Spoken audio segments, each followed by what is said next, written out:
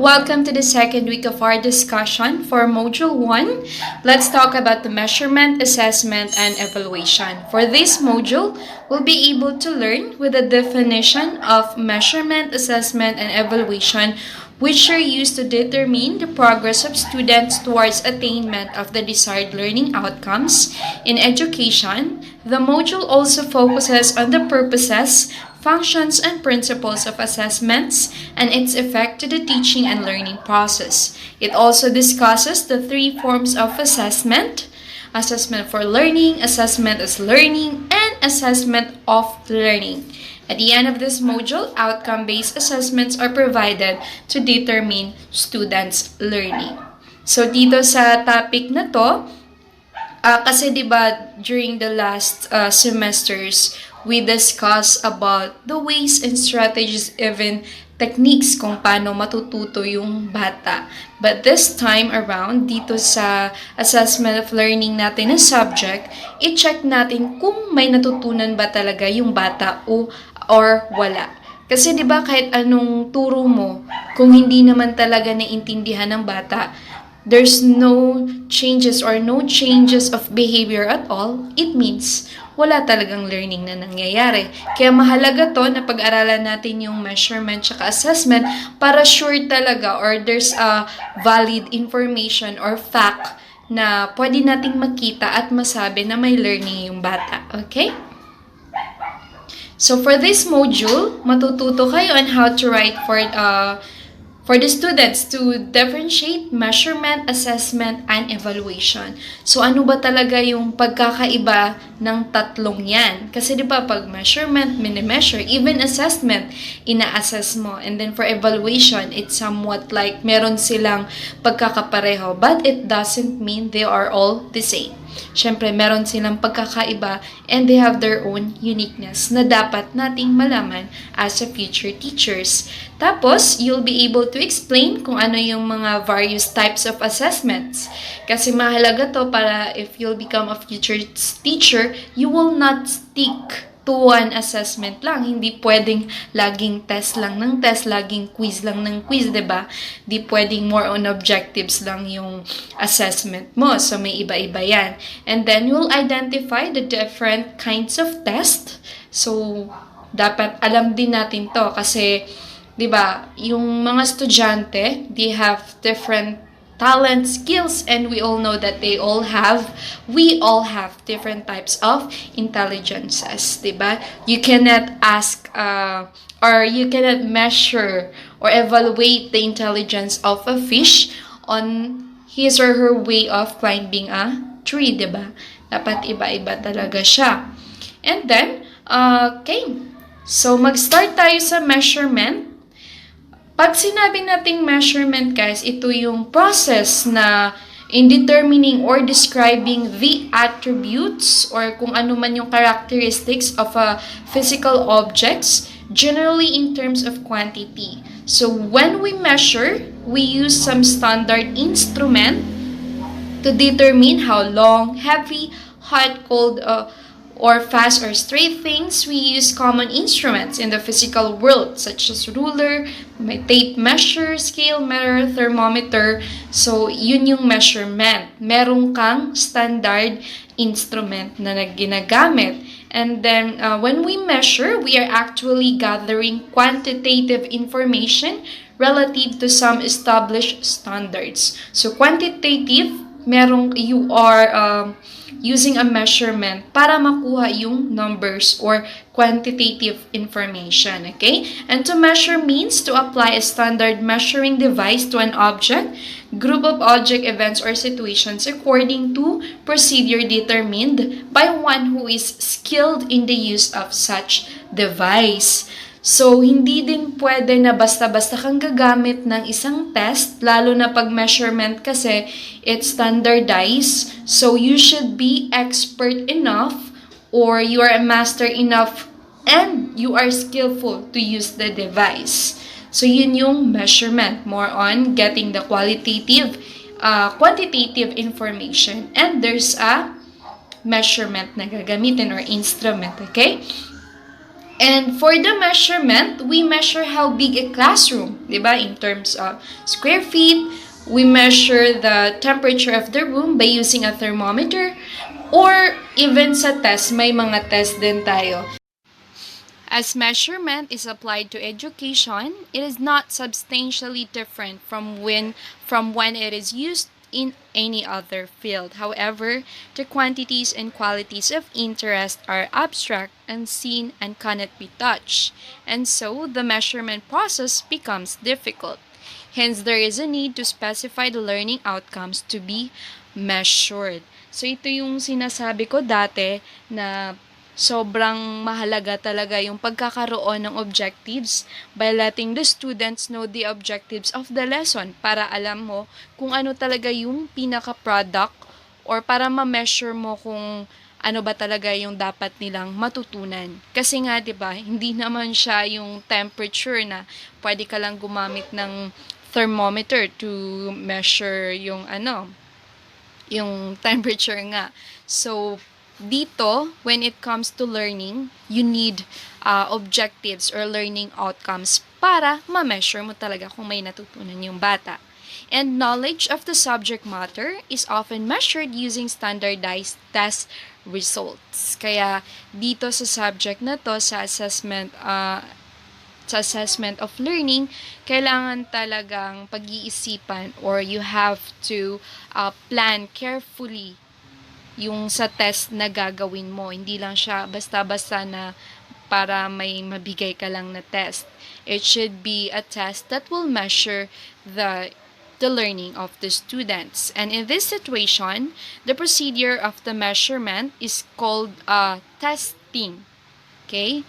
Yung pag measure mo, ang tawag doon sa measurement din is testing. The same concept can be measured in other way by asking a group of experts to rate a student or a teacher. Knowledge of the subject is in a scale of 1 to 5, with 1 being the lowest and 5 the highest. So the knowledge of the subject matter in this procedure is measured through perceptions. So pag testing, ito na yung way or procedure of the measurement. Okay? Tapos yung perception naman, ito, ang tawag dyan sa measurement na yan, kung tatanungin ka, if you rate your pain from 1 to 10. So, perception yon. Kasi nag-base lang dun sa feelings or depende dun sa nag-test dun sa tao. So, here are the different types of measurement. Diba kanina, merong specific test. Tapos, minsan din, ginagamit yung perception. So, dito talaga yon siya nagkakaiba sa dalawang uri or types of measurement. So, we have the objective as in testing or subjective naman pag sa perception. So, as an example cited above, testing produces objective measurements while experts' ratings provide subjective measurements. So, pag objective measurement, it's more stable than subjective measurement. Kasi, pag objective, there's really a direct answer. Yung tipong hindi mo i-consider yung opinion kasi ang basihan nyo ay facts or yung mga validated na information.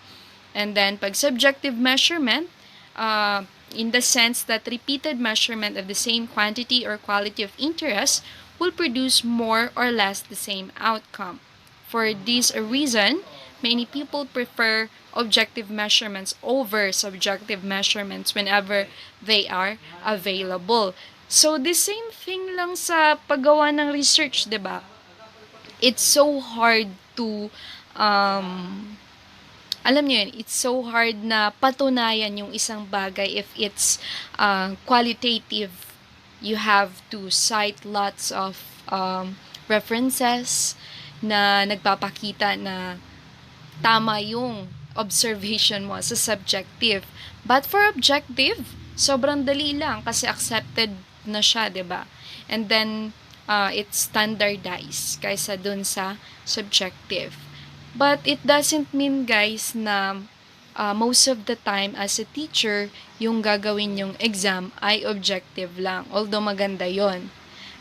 Kasi, what's good thing about subjective is you could develop the perceptions, yung imaginations, and you can help the students to stand kung ano ba talaga yung pinapaniwalaan nila or para sa kanila ay tama. Kasi nga, we have to respect each other's differences, lalo na yung uniqueness and kung ano man yung perception ng mga bata. Kasi, 'di ba, pinag-aralan din natin 'yan sa dati, yung during your first year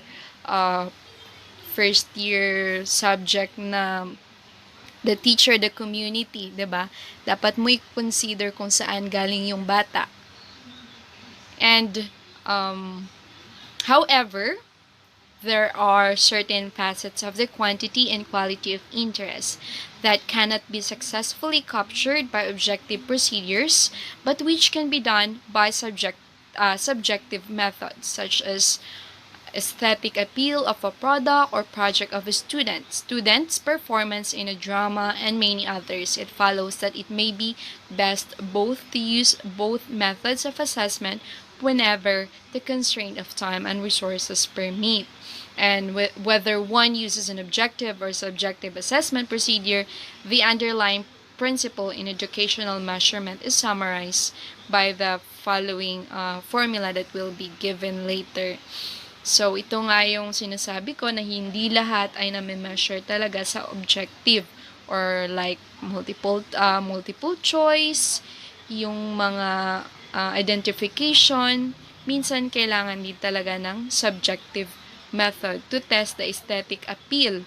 Kung kaya ba nila ma-check or ma-trace or ma-describe ang specific product or specific na work, like essay, like books, 'di ba? Kasi kayo pag maging English teachers na kayo someday, hopefully, sa high school, you have to ask or develop students to be confident enough on how to express their emotions or even express their opinions about a certain book, kung paano nila i-review, anong masasabi nila, or kung ano yung mga lessons na natutunan nila doon based sa pinanood nila. Halimbawa, sa movie, 'di ba? Pag movie, you can just know if the students really learn by asking who are the main characters or kung saan yung setting of the story. It's sobrang baba lang niya. But you will learn a lot or ma-measure or matitest mo lalo kung may naintindihan talaga yung bata by asking how, why questions, 'di ba? Yung tipong you let them say what they observe. Kasi minsan pag nakakapanood tayo ng scene, 'di ba? Para sa atin magandang meaning 'yon. Yung tipong yun yung work of an art, yung creativity, yung aesthetic. Yun yung ganda ng art na ikaw mismo as a person, you see something on it. 'Di ba? Hindi lang siya na-check yung intelligence ng bata by asking objective type of questions. So, meron din talagang subjective. And the measurement of, ito yun guys, yung sinasabi kanina, on the principle in educational measurement, we have it here. Measurement of quantity or quality of interest is equivalent to true value plus the random error. So, let us know ano ba talaga yung mga random error na yan. So, each measurement of the quantity or quality of interest has two components. First is a true value of the quantity or quality. Next is the objective in educational measurement to estimate or approximate as closely as possible the true value of the quantity or quality of interest, such as the true knowledge of the subject matter. So, it's more an objective talaga kasi yung true knowledge or yung information natutunan nila. Then, a random error component.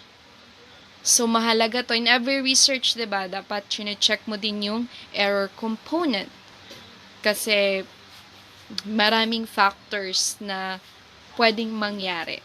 pagsa-test. And errors in measurement that lead to measurable values being inconsistent when repeated measures of a constant attribute or quantity are taken. So, dito din malalaman sa test kasi, 'di ba? We experience it sometimes yung nagkakaroon ng mental block or even if nag-aral ka naman. Pero there's a certain instance na you're not physically or emotionally well. So, yun yung mga reason i-consider natin talking about random error component. Kaya di ba sa I'm not sure if it's Japan or Korea ba or basta yung certain country siya na sobrang mahalaga sa kanila yung exam to enter college. Diba sa mga movie na papanood natin yan. Kaya dun sa specific school na yon, there's a certain place kung saan sila magte-take ng exam. Imagine guys, sobrang tahimik ng nung school na yon. Even yung mga airplanes or mga eroplano, bawal silang dumaan doon. So, meron silang sinusunod talaga na way para lang ma-avoid or magbigay ng noise dun sa mga taong nag-e-exam. Kasi, it could be the reason of an error dun sa pagtitest ng knowledge or intelligence ng bata. Okay? For the objective measurements, these are measurements that do not depend on the person or individual taking the measurement. Regardless of who is taking the measurement, the same measurement values should be obtained when using an objective assessment procedure. In contrast, subjective measurements often differ from one assessor to the next even if the same quantity or quality is being measured. So ito guys, tandaan natin yung isa sa mga advantages and disadvantages sa dalawang measurement na to. Kasi pag objective, 'di ba? Ito yung sinasabi ko na once they watch movie or a certain story, you can just ask them who are the characters or where is the setting of the story. So, 'di ba, you are not considering the person itself or the individuality of the student. Nag-focus ka lang dun sa alam niya or dun sa mismong movie. So, paano mo nga naman talaga matitest yung different intelligence ng bata, 'di ba? Pero maganda siya kasi may direct answer. Pero dito naman sa subjective measurement, it's so good to use this type of measurement. And I even love this type of measurement, honestly. Kasi ako talaga, I'm an existentialist teacher. So malalaman nyo din yan guys for the next topics that we will have sa ibang subject na kung anong klaseng teacher kayo, essentialist ba or existentialist. So ako as an existentialist kasi you're respecting other students or you wanted them to become who they are, yung i-unleash mo talaga yung full potential nila. Kasi 'di ba, 21st century students are very knowledgeable at sobrang dami yung information na nalalaman na pwedeng ibahagi or i-share nyo with the class. Kaya dito sa subjective, maganda talaga siya kasi ayun, hinahayaan lang kayo kung ano man kayo, 'di ba? We are not imposing a certain type of information. Oh, ito dapat alam mo yan, memorize mo yan. Kasi may mga ganun teacher talaga. Yun naman yung tinatawag na essentialist teacher na more on objective type of measurement yung ginagamit nila.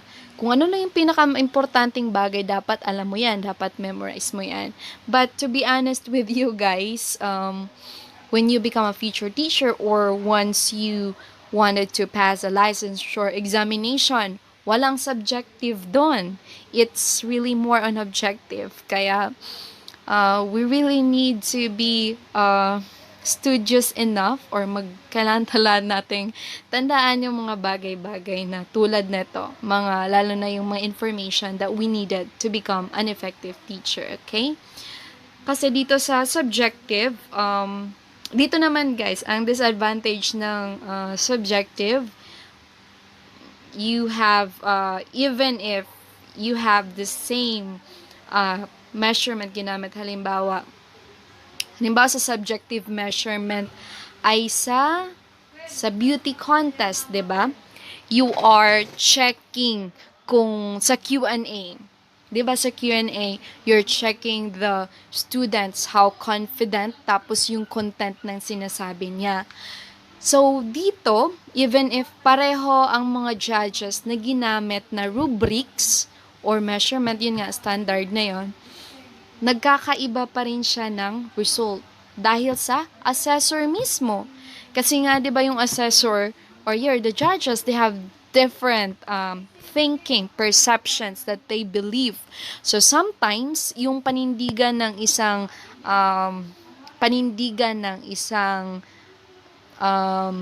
ang tawag nito, candidate, ay ayaw niya, so mababa talaga yung ibibigay niya. 'Di ba? Kasi nagbe-base din siya sa assessor, sa perception, hindi talaga dun sa, although kailangan ipag-subjective, dapat focus sa candidate, pero naapektuhan pa rin siya because of the assessor, okay? So, meron talagang disadvantage tsaka disadvantages sa dalawa. So, nasa inyo na yan kung ano ba talaga yung pinaka-the best na measurement in terms of checking kung may natutunan ba talaga yung estudyante nyo. So, here are the indicators and variables and factors that we have to check when we use the principle in educational measurement. So we have here an educational variable denoted by an English alphabet like X. So para pasok tayo dito ng konti sa statistics, guys. So it is a measurable characteristics of a student. So yun yung variable.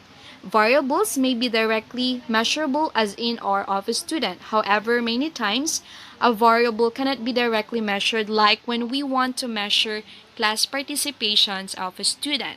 So for these variables where direct measurements are not feasible, we introduce the concept of indicators. So, kailangan talaga ng indicators na gagamitin mo to measure yung characteristic ng students. So, halimbawa, sa variable na if you want to check in a certain variable sa speaking ng bata, so anong indicator mo? Paano malalaman na magaling na talaga yung bata sa speaking? So, ang indicator mo ba is yung bata fluent magsalita?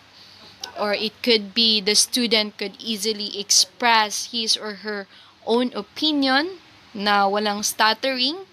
Or yung grammar ba? So, ano ba talaga yung certain indicator na yun na dapat mong malalaman to really check kung saan man yun.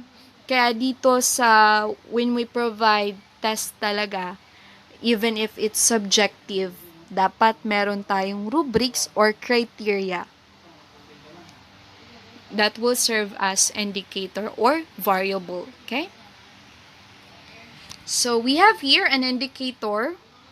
I denotes the presence or absence of a measured characteristic. So, I is equivalent to 1 if the characteristic is present, or if it's 0 if the characteristic is absent. So, for the variable, we can let denote the participation of a student in a class recitation. And thus, if there were and the student participated in 5 of these 10, then yung indicators are the building blocks of educational measurement upon which all other forms of measurement are built. So a group of indicators constitute a variable, a group of variables from a construct or a factor. The variables which form a factor correlate highly with each other but have low correlations with variables in another group. Kaya ito yung it's very significant din pag gagawa ka ng test. 'Di ba sinabi ko kanina, pag measurement, it should be standardized. Dapat may sinusunod ka. So, using this measurement, masasabi mo talaga na effective yung measurement or test na ginagawa mo. So, the same thing sa paggawa ng bawa sa questionnaire. Do you think you can check the comprehension of a student? Halimbawa, The Three Little Pigs, yung story, pinabasa mo sa mga bata, or you provide, or nag-storytelling ka sa mga bata. So, do you think an indicator ba ng comprehension ng bata, malalaman mo ba na nakaintindi ang bata sa story, if you'll ask them who are the characters or ilan yung pigs dun sa story? So, do you think it's an indicator para ma-check yung comprehension or understanding ng bata? Syempre, hindi, di ba? Kasi mababaw lang yun eh. It's a type of objective na question na it's knowledge lang. I'm sorry, it's knowledge lang. It's so easy. Pero paano mo malalaman na yung bata ay nakaintindi talaga ng buong story, di ba? So, ang best indicator talaga doon ay hindi yung alam niya, yung mga specific knowledge or who are the characters, pero dapat alam niya na sa tingin nyo, sino ang dapat na gagayahin nyo among those three little pigs? Yung isa ba na gumawa lang ng straw house, or yung isa na gumawa ng build of stone, 'di ba? So, doon mo malalaman or ma-check kung level ng understanding or comprehension ng bata. It's the best indicator. Yun yung sinabi na dapat nagko-correlate, or dapat, halimbawa, kung nag-study ka na, nakaintindi ba talaga yung bata, or nakaintindi ba siya, or nakasunod ba siya dun sa story. So, pag nasagot niya yung question na yon, ibig sabihin, nakaintindi siya. 'Di ba? So, yun yung correlated yung dalawa. Pag nasagot niya tong question na to, ibig sabihin, mataas yung comprehension, or meron siyang comprehension. 'Di ba? Or understanding. So, ganun yun kahalaga. Even sa mga research, 'di ba? I'll give you more example gaano kahalaga yung indicator na to, or dapat may correlation. Halimbawa sa research ko during my masteral, I want to check the correlation, kung may relasyon ba yung intelligence ng bata sa kung anong social media ang ginagamit niya. So, doon, I found out na nagkakaroon ng relationship yung dalawa, or nagiging indicator yung ginamit na social media ng bata sa kung ano yung academic performance niya. Okay, nagkaroon ng and it was proven, so na-prove siya na meron talagang relationship na ma-check mo talaga kung matalino yung bata based dun sa sa social media na ginagamit, kasi yung result ng test ko ay nakita doon na yung mga estudyante na gumamit ng Google as their social media platform ay matataas talaga yung grade. Tapos yung gumagamit ng gantong social media ay mabababa yung grade. So may correlation yung dalawa. So they are somewhat like related. Pag correlation kasi somewhat like related. Or yung cause ng pagtaas ng isa, ayun din yung rason ng pagtaas ng isang variable. Okay? So, dapat alam natin yan. Kasi mahalaga yan sa measurement. You can't measure talaga, 'di ba, kung mali yung gagamitin mo. Parang ganito lang yan eh. Hindi mo ma-measure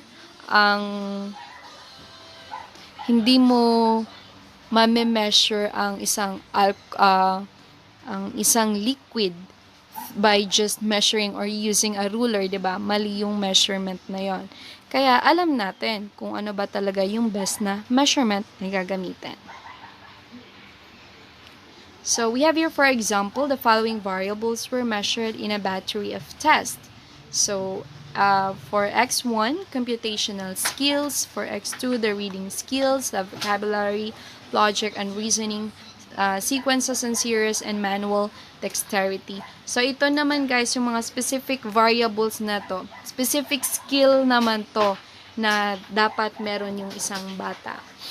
ito yung if you remember before, or siguro hindi ko pa na-discuss, but I'll discuss it na sa K to 12, since you'll be a future teacher, tapos K to 12 learners for sure ang hahawakan nyo. Every day, may specific skill kayo na dapat ma-check or dapat ma-develop sa bata. Halimbawa, for the first day, it's writing. So, yun yung variable nyo. So, paano mo ma-check yung variable na listening na yun kung na-develop ba talaga or pinakita ng bata yung listening skills niya. Tapos, for the second day, i-check mo ngayon yung X2 or yung variable 2 na reading skill. So, can the students read? And then, may vocabulary naman sa third. So, we can provide any assessment. So, ito yung sa variables. Kaya, it's really a challenging task once you become an English teacher kasi madami kang i-consider sa reading, sa writing, sa vocabulary, yung sa speaking, 'di ba? Yung mga ang tawag kasi ng mga macro skills, yung reading, writing, speaking, reading, writing, speaking, even viewing kasama na siya. And then, yung sa vocabulary or other types of macro skills. I forgot the other one.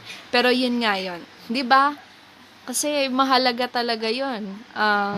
Pag-language na ituturo natin. So, these variables can be grouped as follows. Halimbawa, meron siyang specific group, X sub 1, X sub 4. So, these are the mathematical ability factor. Tapos, may iba-iba siya. So, nasa inyo na yan kung anong variable ang gagamitin mo. Halimbawa, sa variable na to, nag-provide ka ng exam sa bata. Yung number 1 represent the X sub 1 or the ma-check mo yung reading skill ng bata. Tapos, sa number 2, ma-check mo yung variable ng vocabulary. So, ito yung kaya pinapakita to sa inyo para alam nyo na sa paggawa ng test, there are variables that we need to consider, and every variable, like reading, writing, may specific indicator ka dapat na gagamitin para dun ka talaga mag-focus to check if there's, para ma-measure mo talaga ng tama. Okay? And we have here the assessment. So, tapos na tayo sa measurement. So, ganun talaga ang measurement, guys. Don't forget about the objective and then the subjective type. At sa pag-measure, dapat i-consider mo yung mga variable. So, yung mga X sub 1 na yun, X sub 2, just, huwag kayong masyadong mag-focus on mathematical. It's just a simple na dapat pag number 1, sa multiple choice, dapat yung X sub 1 or yung variable na ganito, dapat na check. Yun lang yun. Okay? For the assessment, we have one of the principal tools in education is the assessment. The term assessment is derived from the Latin word assidere, which means to sit beside. That's according to Wiggins of 1993. Assessment is the process of gathering evidence of students' performance over a period of time to determine learning and mastery of skills.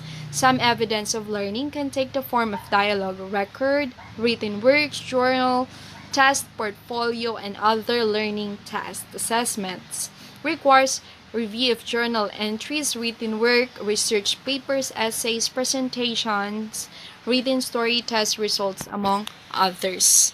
So, ang measurement, even though mahirap din talaga siya, in terms of planning, sa pag-iisipan mo kung tama ba yung sa mga questions mo, if you really measure the specific variable or specific skill ng bata. Pero dito, pag sa assessment naman, you are not using a certain instrument, okay, or a measurement. Dito, you are gathering evidences of students' performance. So, there's already a performance. I-assess mo na lang siya ngayon. Okay? The overall goal of assessment is to improve learning of the students and provide them, their parents and teachers with reliable information regarding student progress and extent of attainment of the expected learning outcomes. As basis, assessment uses the levels of achievement and standards required for the particular goals appropriate for the grade or year level. The result of assessment show the more permanent learning and clearer picture of the student's ability. So, dito na magkakatalo. Pag sa measurement kasi, di ba, you're using a certain measurement. Pero dito kasi, pag si assessment, mas, you're providing them, lots of reliable information about student progress. So, may specific na mga bagay na kinoconsider ka or may chine-check mo dito yung progress mismo. Tandaan nyo lang, pag assessment, you are checking or assessing yung you're focusing on the progress. Syempre, machi-check mo lang naman yung student progress kung may development. And how are you going to know if there's a development or improvement sa students? Syempre, kailangan mo makita yung mga past works niya before. Halimbawa, kung gusto mo talaga ma-check yung reading skills mo ng isang teacher. So, hindi lang siya nami-measure na on the spot, 'di ba? Pag on the spot, na-check talaga kung if you use the measurement. Pero pag assessment, you're not considering a specific day or time na pagsasagot niya. You are considering those past works. Bawa, nung grade 1 ka, grade 2, grade 3, if there's a recorded video, doon mo makita, ay, ang galing, nag-improve talaga yung bata. And you know what, guys, that's really happiest moment of a teacher.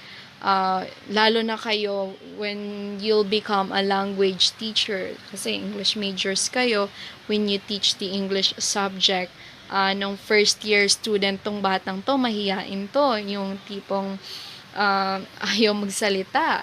And then, nung second year, makita, nagde-develop na siya. Pag third year, ayun, sumasali na siya sa speaking in front.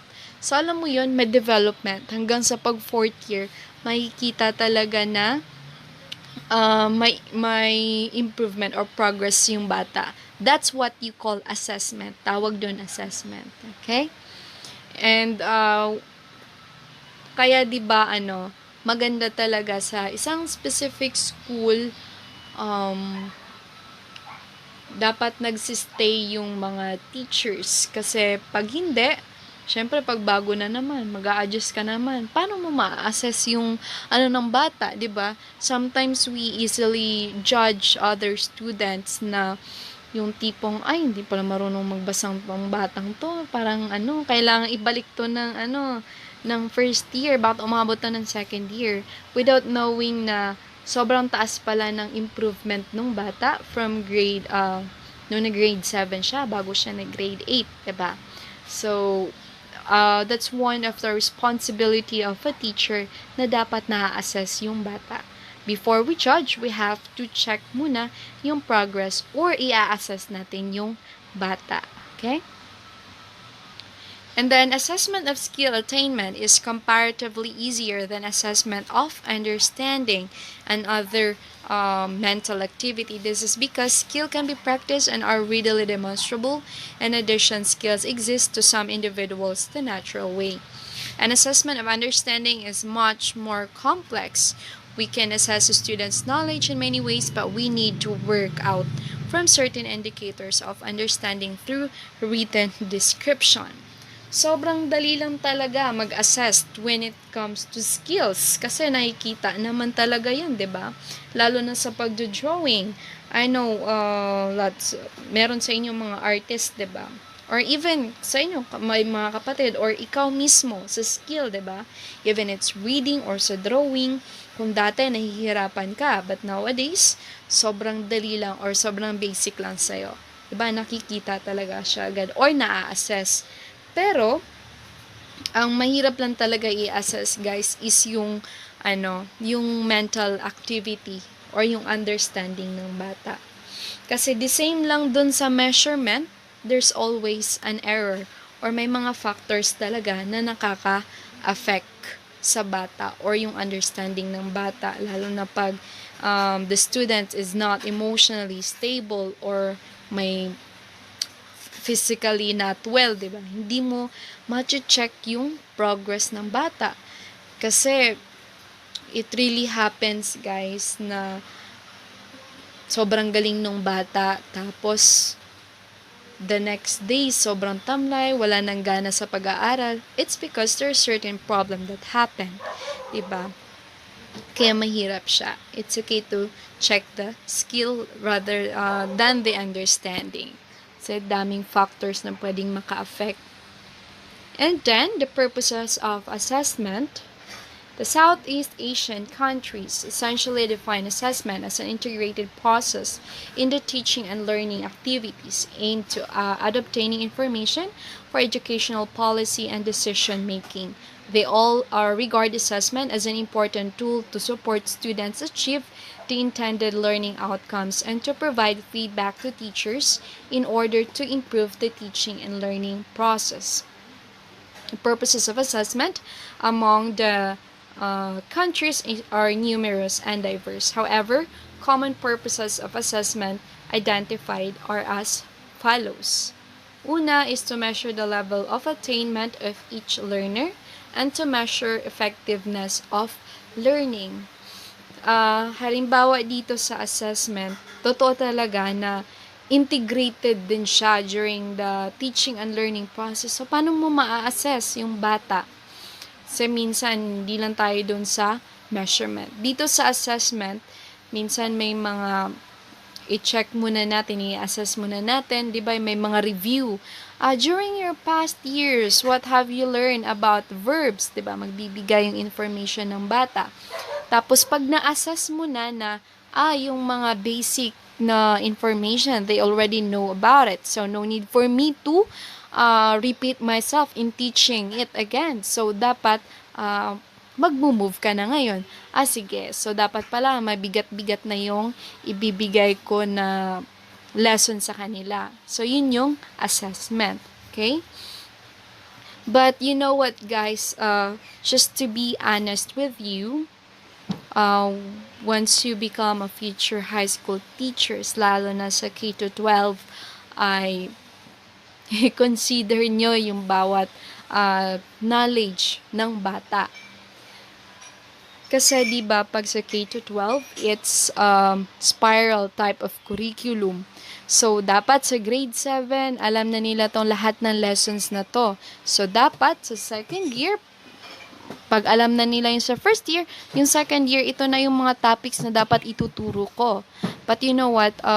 Reality check talaga sa totoong buhay, nangyayari yan, even encountered it, na dapat pag second year, high school, alam na nila itong mga dapat alam na nila yung mga different types of verbs, adverbs, tapos ganun.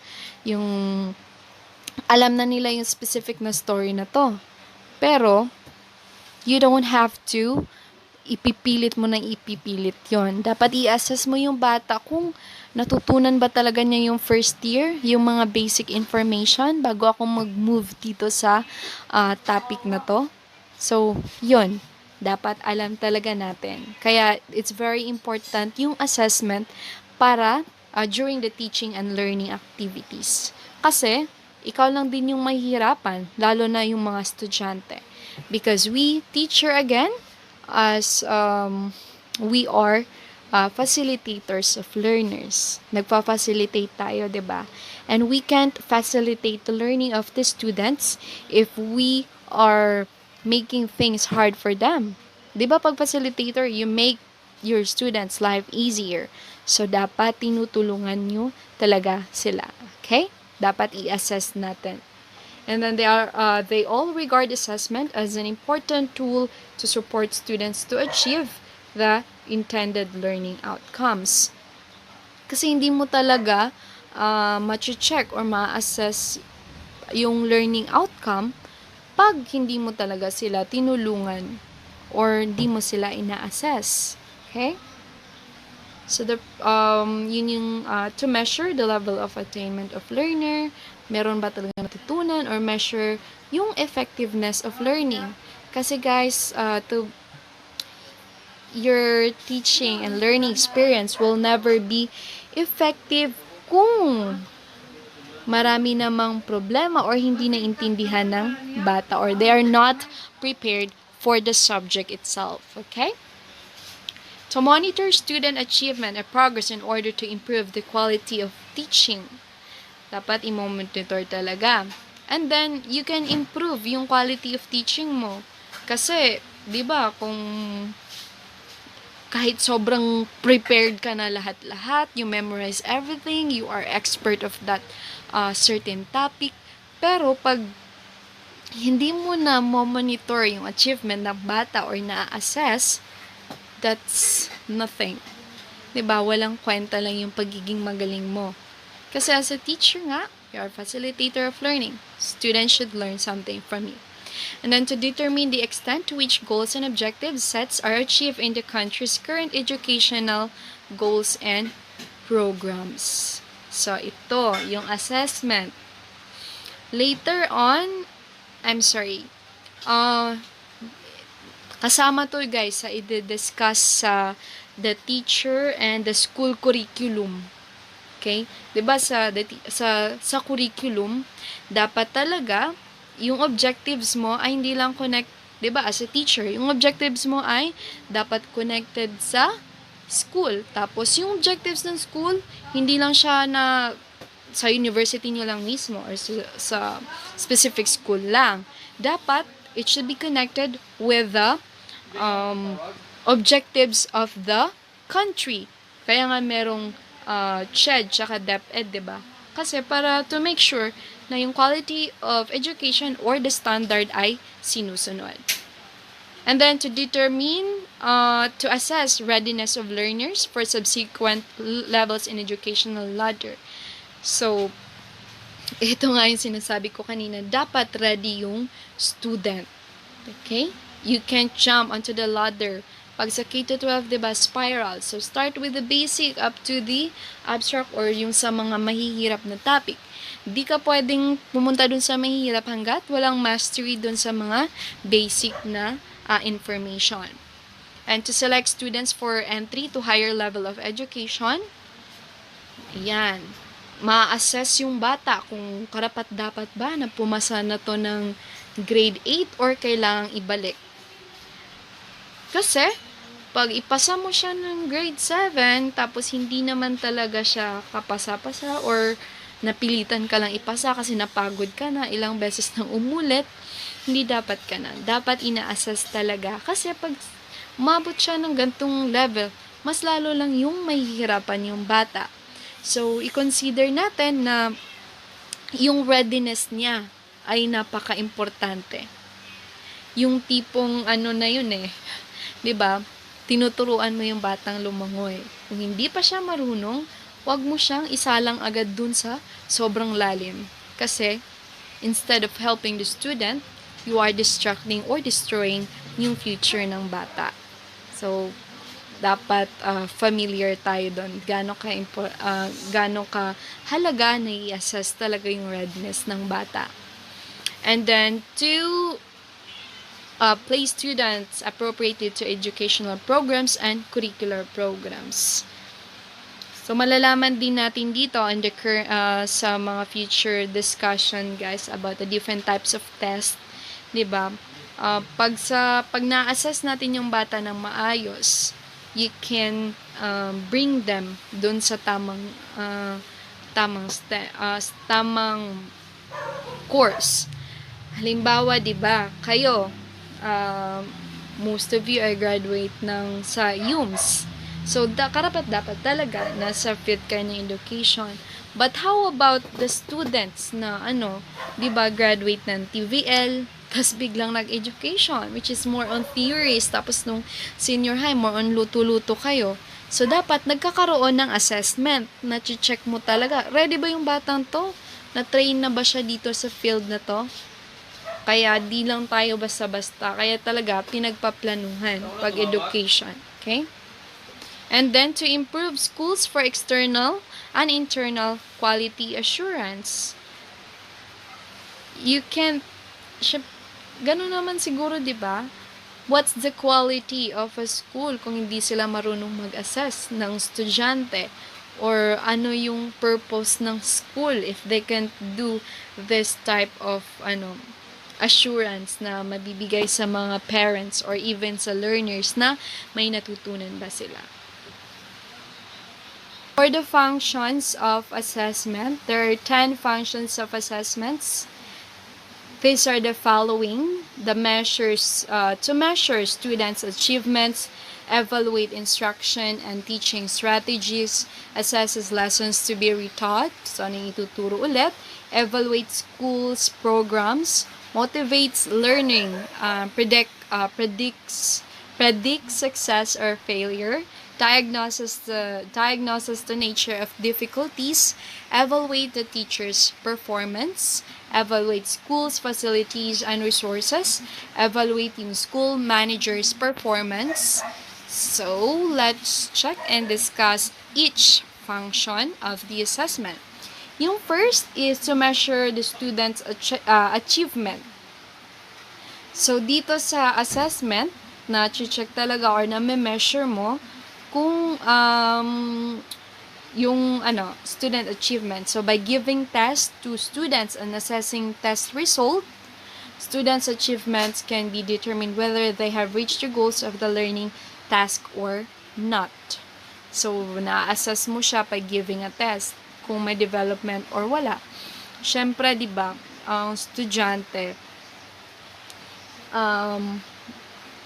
makikita mo lang kung may natutunan sila through test. Kaya merong merong mga sample or different types of test na hindi mo dapat i-record or kung kailan mo dapat i-record yung test na yon. Most of the tests, yung mga pre-test, 'di ba? Pag sa subject, hindi mo dapat siya i-record kasi nga it's just way of diagnosing or assessing kung may natutunan, kung ano ba talaga yung natutunan ng bata during the past years or bago siya pumunta sa year na to.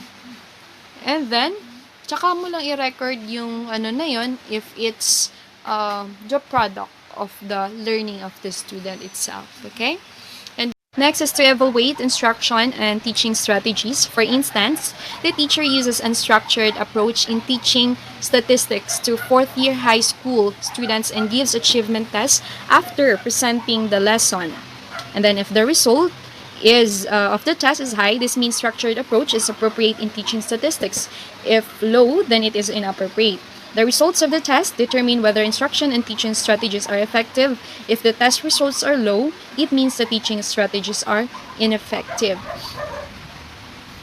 Yung function ng assessment, you have to assess not just the yung student achievement, but also the instruction tsaka teaching strategy. So, halimbawa, yung topic mo is about verbs. So, paano mo kaya siya mas magandang ituro yung strategy mo? Is it more on visual ba? May papanood ka ba sa bata or audio? Or kung papagawa mo ba sa kanila if it's more on demonstrative type. So, check mo or malalaman mo kung tama ba talaga or maganda yung ginamit mong strategy pag maganda yung result na lalabas. Okay? And then, for that way, yung assessment, pag na-check mo, kung hindi siya effective, you can be a flexible teacher. That should be one of the qualities the teacher should have. Dapat flexible ka. Lalo na pag yung most of your students are more on audio learners, visual learners. So, you can't just let them read lots of things kung hindi naman ganun sila na type of learner, di ba? And then, it assesses lessons to be retaught. So, if teaching is ineffective, as evidenced by the poor test results, item analysis comes in. So, items with 49% and below, difficulty need to be retaught. So, kung mababa yung score ng bata, kailangan talaga na ituro mo ulit. Hindi pwedeng mag-forward ka lang. Kasi, you cannot go to the next ladder if hindi ka pa tapos dun sa mga una. Diba? So, you need to have mastery muna. For instance, there are 90 students who took the test in English. Tapos 30 students from upper group and 30 in the lower group. So in item 28, 12 from upper group got correct answer and 8 in the lower group got it correct also. To get the index of difficulty, so 12 plus 8 divided by 60 is equivalent to 20 over 60, 0.33 times 100. So, 33% lang. So, ibig sabihin yung item 28 has 33% difficulty. Hence, the lesson in item 28 must be retaught. So, kanina sa measurement, di ba, diniscuss natin yung variability, yung variables, tsaka yung indicator sa bawat number. So, dito, ina-assess mo yung bawat number or bawat question. So, pag sa number 28, dapat talaga ma-measure mo kung bawa 60 na students meron ka. So, yung 30 pataas, sila yung 1 hanggang 30, sila yung mga bata na upper, na magagaling talaga. Tapos yung 30 below, up to 60, sila naman yung mahihina. So, dapat na-check mo kung maganda ba talaga yung questions na yun or kailangan ba talagang ituro ulit by checking the difficulty, the percent difficulty of the yung number na yon. Okay? So, ito talaga yung pinaka secret, guys, in terms of paggawa ng test. Hindi ibig sabihin na lahat nakapasa or perfect lahat. Maganda na yung test mo. It's a no-no. Machi-check mo lang talaga kung ang test mo ay napaka-effective or napakaganda kung nagkakaroon ng balance. Hindi lahat ng bata ay pasado or hindi lahat ng bata ay 100 yung nakuha na score. So, there should be percent of difficulty doon sa exam mo.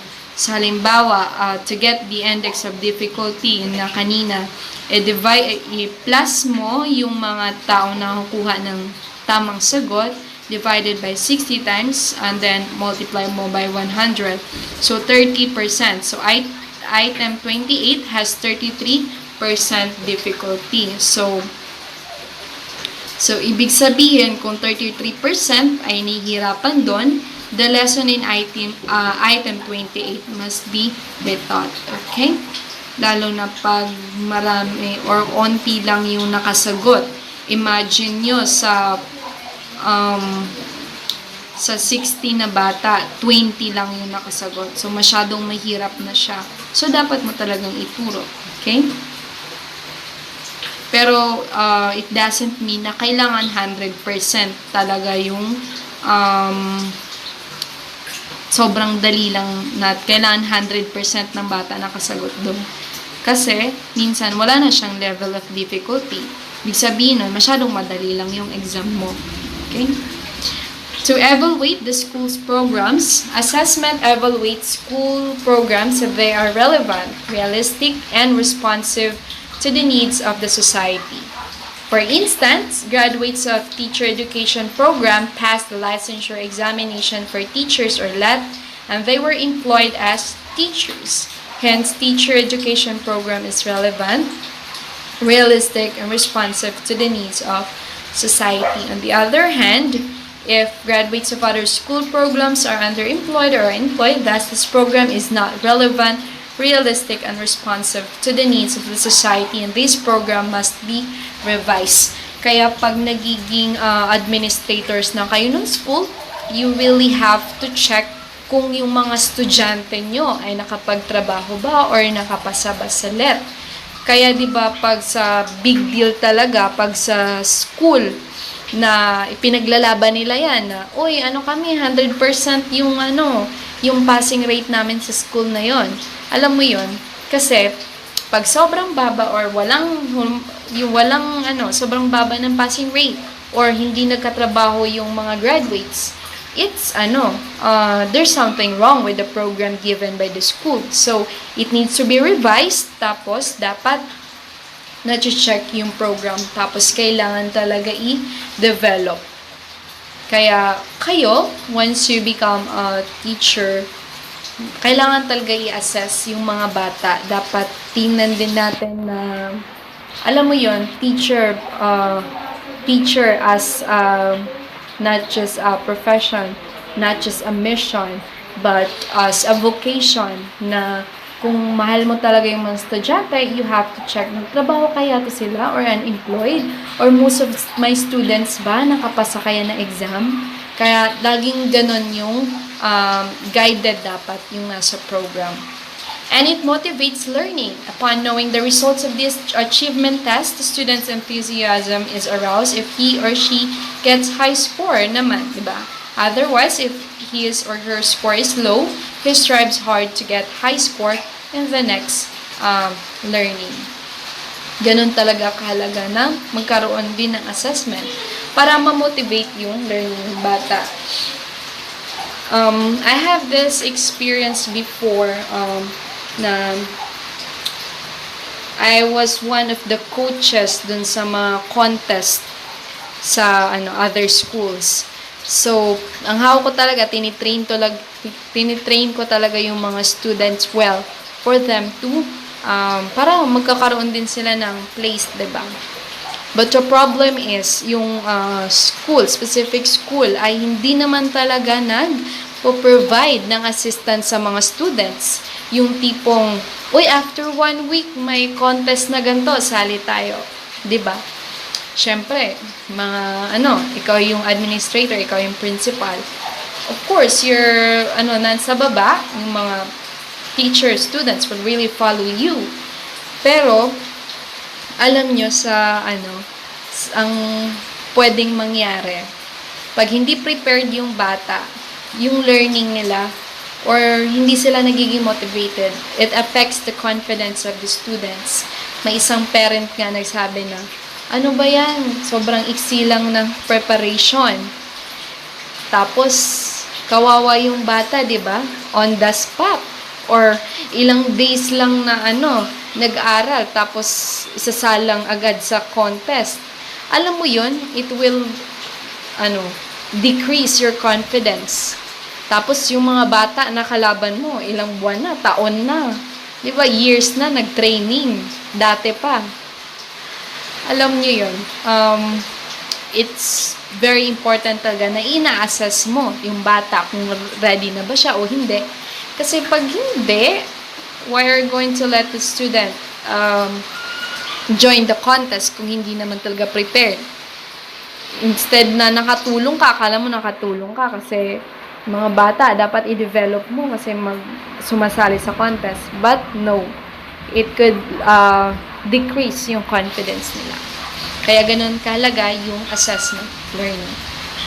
And it also predicts the success or failure of students predicted through assessment of their learning. For instance, if a student always gets high score in all examination in all subjects, so high score means passing and passing means success. Likewise, if they always get low scores in all examination in all subjects, low score means a failing mark and failure in the part of the students. Siguro ito naman sa pag-predict ng success or failure, maybe within the subject, diba? Kung babagsak talaga siya, kung alam mo naman from first grading, second grading, third grading, sobrang baba ng grade. So, there's a high tendency na mapapredict na babalik yung bata ng grade 1 or grade 2, ganun. But for about life, I don't think so. Hindi naman siya na-predict, diba? Other students become even successful. Or kahit na si Steve Jobs, diba? Nag-drop siya ng college, but look at him now. Yung naging sobrang yumaman din siya, diba? And then, basta, ang dami-daming guys, na mga richest people ngayon na kahit hindi naman nakapagtapos ng pag-aaral, diba? So, dito sa predict success or failure, it's maybe more on the part of the student sa pag-aaral sa specific year. Okay? Hindi siya sa life. Never ever judge someone based dun sa grade niya. Hindi mo mape-predict kung magiging successful ba siya or failure in life. And diagnosis the nature of difficulties. So, nalalaman din natin yung weakness ng students through the assessment of learning. For instance, the teacher administers diagnostic test to his or her students.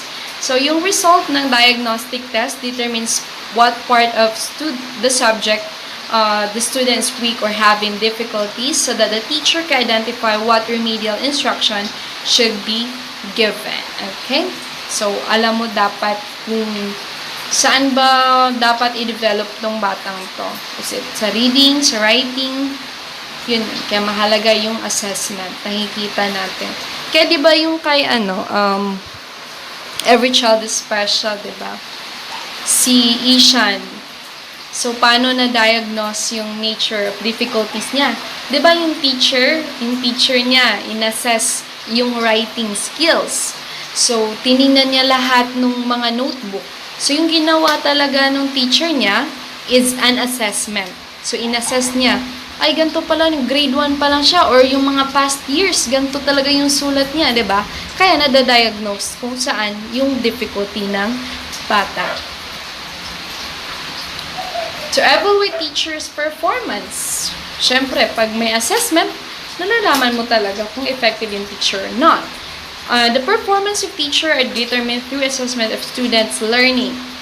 You'll only be effective as a teacher if your students learn something or if there's a change in behavior. Kasi dati pa yan sinasabi natin, diba? There's no learning unless there's a change in behavior. Okay? Dapat may execution ng knowledge. For instance, National Achievement Test or NAT is administered to 4th year secondary students and grade 6 students, diba? If NAT results are within the mean, it means that the teacher's performance are satisfactory. Likewise, in certain college of teacher education, when 100% of the teacher education graduates pass the licensure examination for teachers, it means the teaching is effective and teachers' performance are very satisfactory. So, kung ano yung success ng student mo, yun din yung magiging success mo. But you know what, guys? This is really the problem. Lalo na pag yung bata hindi naman cooperative enough, kung magturo na kayo, 'di ba? Kahit ginawa mo na lahat, pero other students will not appreciate or cooperate, wala namang kagana-gana mag-aral. Alam mo 'yon? You cannot, parang ano lang 'yun di mo pwedeng turuan yung tao paano magiging honest or paano maging thoughtful or kahit ituro mo na lahat 'yan, ibigay mo na lahat, spoon feeding. Pero kung sa sarili ng bata ay matamad naman talaga, o hindi naman talaga nag-aral, di ba? Paano nag-check yung effectiveness ng teacher? Or ikayo, magiging teacher kayo. Pag mababa yung NAT na nakuha ng bata, National Achievement Test, are you going to blame yourself if you know within yourself na nagturo ka naman talaga, you do your best? Kasi, yun nga sabi ko, sobrang daming factors. It's not only a teacher factor na dapat nating titingnan.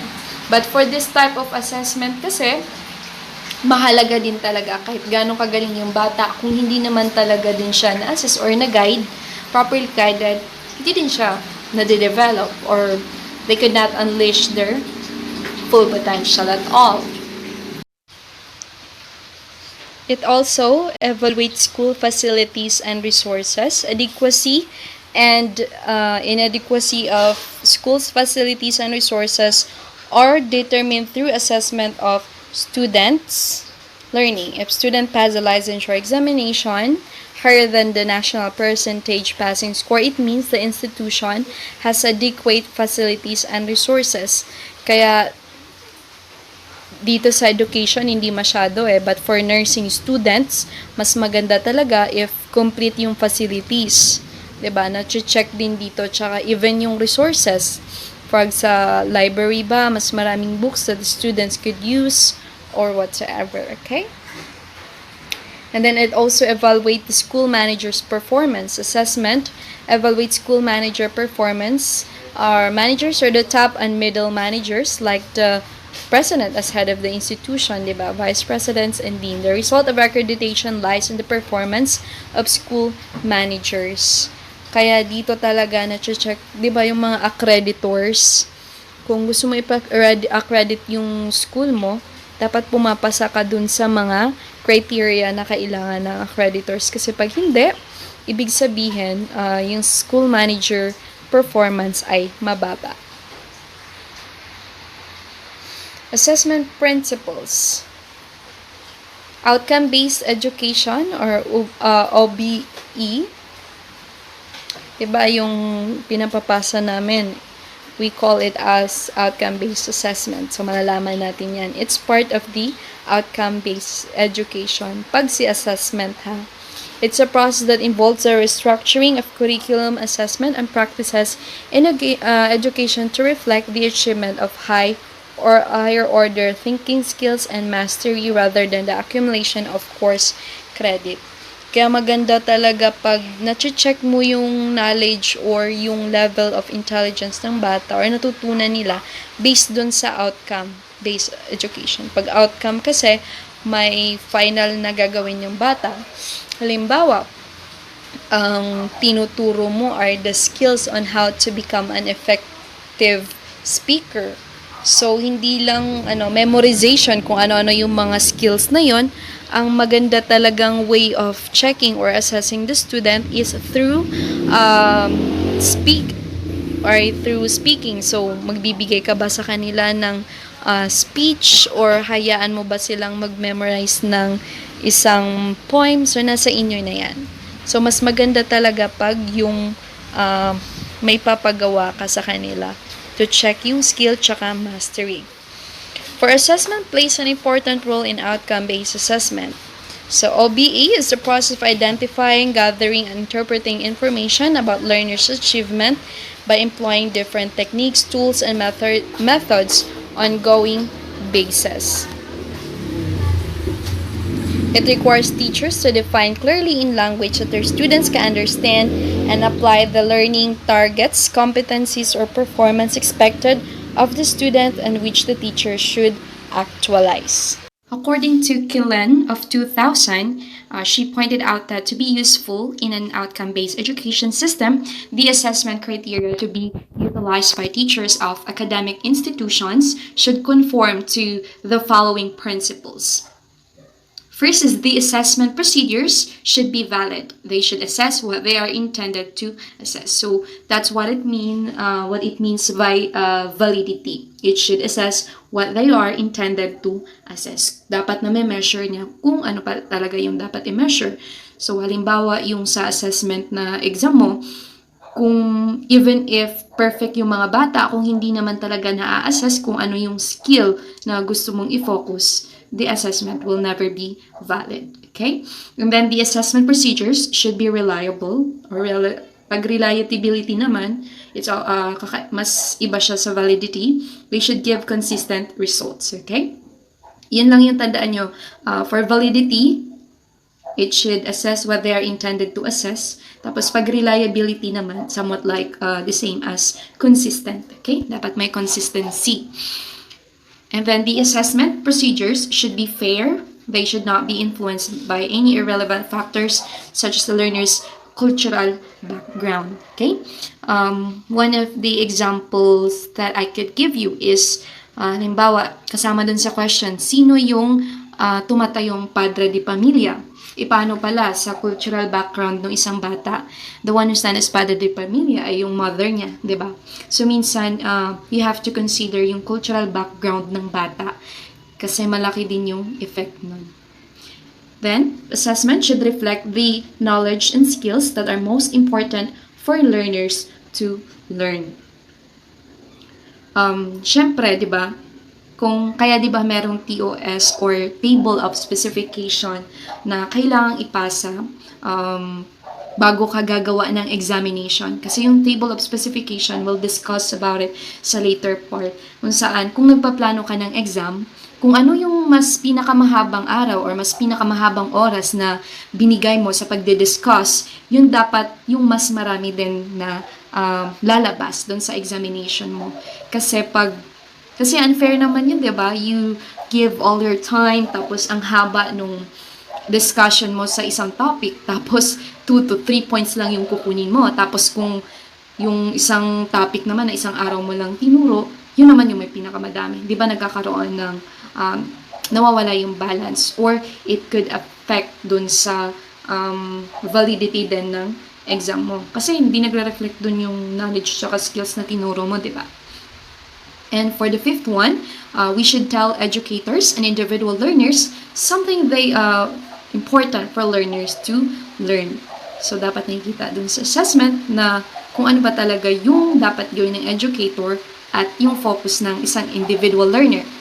Assessment do not know, stretching learners to the limits of their understanding and ability to apply their knowledge. So, through assessment, it's a good way for us to test the limit of the students, yung understanding and even their abilities. And for that, we as educators could offer something, or may intervention tayo na pwede ibigay sa kanila.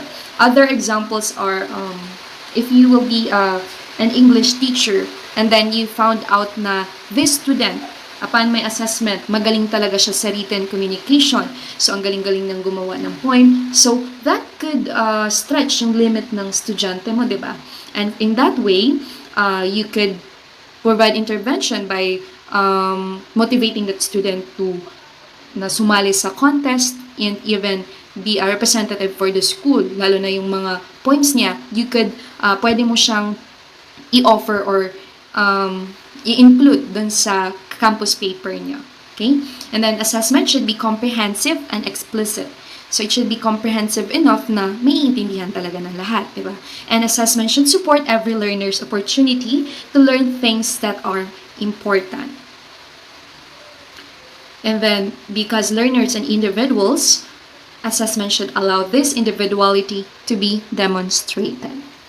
So, yung fairness and even yung pag-respect sa cultural background ng bata ay kailangan talaga nating tatandaan. For assessment and the teaching learning process, the effects of assessment. So ano ba talaga yung epekto ng assessment na to? There is an importance of assessment in the teaching and learning process. Assessment in education has an impact on every sphere of academics. There are specific effects of it which are explained below. So for student learning, assessment in education is a significant component of learning because it helps the students learn and explore the very best of their abilities. If students can analyze their performance in the class, understand their strengths and weaknesses, then they can quickly determine whether or not they can understand the course material. It positively motivates them, inspiring them to achieve the goals that they have set for themselves and achieve perfection in their field. And knowing their performance in the course leads to a form of self-evaluation, which might then enable them to work even harder, thereby considerably improving the quality and the level of their performance. Maganda talaga pag dito sa assessment kasi nakikita rin ng bata yung development. Kasi diba pag assessment, you're checking the progress of the students. So, halimbawa sa portfolio, hindi naman ibig sabihin no, na ang teacher lang makikita ng progress. Even the students could see it themselves kasi they're keeping the works, diba, yung mga ginawa nila. So, nakikita din nila yon. And it's a way na you're teaching the students on how to keep their things. And in that way, even me, I'm doing that, especially in my writing skills. So, keeping my works or yung mga works of arts ko, yung mga poems or even mga stories na sinulat ko, after checking it after a year or several years man, pag nabasa ko ulit, I could say and I probably say na there's a development. So, ito yung sinasabi dito na kanina na malaki talaga yung epekto pag merong assessment. Kasi, yung student mismo ay magkakaroon siya ng motivation to work even harder kasi nakikita niya or may improvement. And that's somewhat like the happiest feeling that an artist could feel pag nakikita niya na may improvement dun sa ginagawa niya. Even paunti-unti lang. For the teaching just as assessment help the students, it helps the teachers as well. So, hindi lang estudyante. Frequently assessing their performance as a teacher helps them determine whether their teaching has been effective in creating an impact on the students or not. And assessment also allows the teachers to understand the performance of their students. It helps them in ensuring that the students are learning that which they are supposed to, and assessment enables the teacher in helping the students to reach the course objectives. Dito, di ba sabi kanina, isa sa mga qualities of an assessment na meron ay na-check din kung effective ba yung school, administrators, and even yung mga resources. So, dito, nakakatulong siya sa teachers kasi alam mo kung effective pa yung strategy mo or naging effective ba yung mga resources or materials that you use. So, it's a way as a teacher that you have to reflect always if that type of strategy na ginagamit mo ay nakakatulong ba talaga sa bata. The assessment, assessment of, as, and for learning. So, merong pagkakaiba tong tatlong to. So, assessment for learning, assessment as learning, and assessment of learning have different purposes. So, may kanya-kanya silang purpose. And these forms of assessment are applied in the teaching and learning process. So, aside from thinking that assessment is for the progress or seeking the progress of the students, tandaan din natin yung tatlong to. The preposition for in assessment for learning implies that assessment is done to improve learning. So, parang, yung isang assessment, it's divided by 3. So, yung isa, pwede mong gamitin as a way pag for learning kasi, gagamitin mo para sa ikakabuti or to ensure na may natutunan talaga yung bata para mas may improve mo yon. This is referred to as formative assessment. Okay? Formative assessment, again, kung ito ay to use to improve learning, yun. So, nagagamit yung formative even during teaching and learning process. It ensures that learning is going on whilst teacher is in the process of teaching. So you could ask some questions while teaching or moving to the next topic. You can add some questions or even yung mga questions to make sure na may understanding. Kaya yung pinaka best technique daw to know during discussion if the students really learn something is not asking if they have some questions, but to ask them questions that they could answer to really know that they know or naintindihan talaga yung lesson, di ba? Kaysa naman magtatanong ka kung may clarification ba or may mga tanong ba. Di ba? Most of the time, students will not ask questions at all. Kasi minsan, they were afraid to ask. And teacher does not lose anything if he or she teaches or checks for understanding now and then. So yun yung sinasabing checking of understanding. And this is to ensure that before he or she proceeds further or comes near the end of the chapter or unit or course or grading period, the students understand the lesson. It is a tragic and a waste of time if teacher just proceeds with his or her teaching, presuming that students understood the lesson, only to discover at the end of the unit or grading period that students, after all, did not understand the lesson. So much time has already been wasted. Besides, lack of understanding of the lesson must have been compounded because the ABCs of the lesson weren't masters and teachers already proceeded to X, Y, and Z. So, dapat i-master mo na yung ABCs bago ka pumunta dun sa pinakadulo. Kasi, yung sa ladder, you could not just pass, di ba, yung ibang steps. It should be step-by-step procedure para mas effective yung teaching and learning process.